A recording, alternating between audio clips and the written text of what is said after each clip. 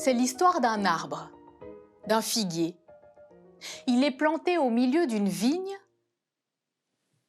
et il étend de larges branches qui offrent une ombre généreuse tout autour de lui. Pendant leur pause, les vignerons aiment venir à l'ombre de l'arbre. Et le figuier les écoute parler. Ce matin, il parle de quelque chose de terrible qui s'est passé. Pilate a fait massacrer des Galiléens qui étaient en train d'apporter un sacrifice. Le figuier se dit que si ces hommes sont morts de manière aussi terrible, c'est qu'ils avaient un péché à payer, c'est tout. La pause est terminée et les vignerons retournent à leur travail. Le maître de la vigne arrive. Il a un panier qu'il pose au pied de l'arbre. L'arbre aime le maître. C'est un homme bon.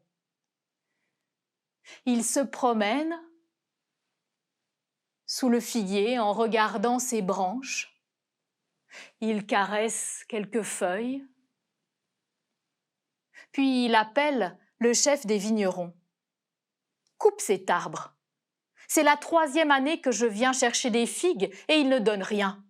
Coupe-le. » Quand il entend ça, le figuier a la sève qui se fige à l'intérieur de lui.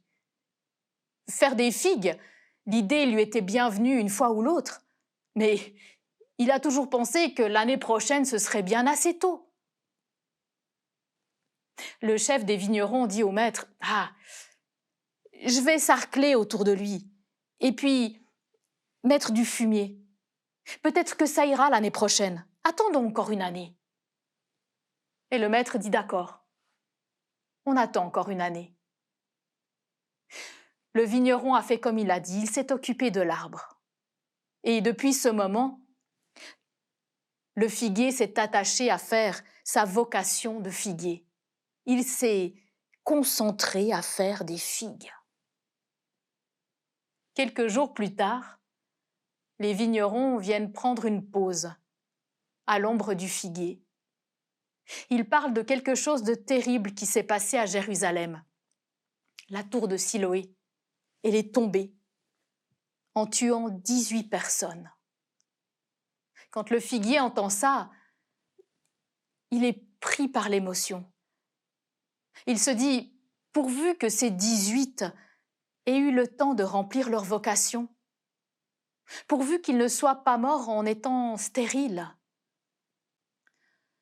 Et le figuier remercie le ciel d'avoir un maître patient qui lui a donné une année de plus pour travailler à sa vocation de figuier.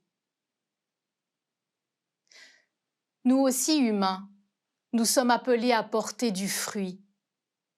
Dans la lettre aux Galates, au chapitre 5, verset 22, il est écrit « Le fruit de l'esprit est amour, joie, paix, patience, bonté, bienveillance, fidélité, douceur, maîtrise de soi. »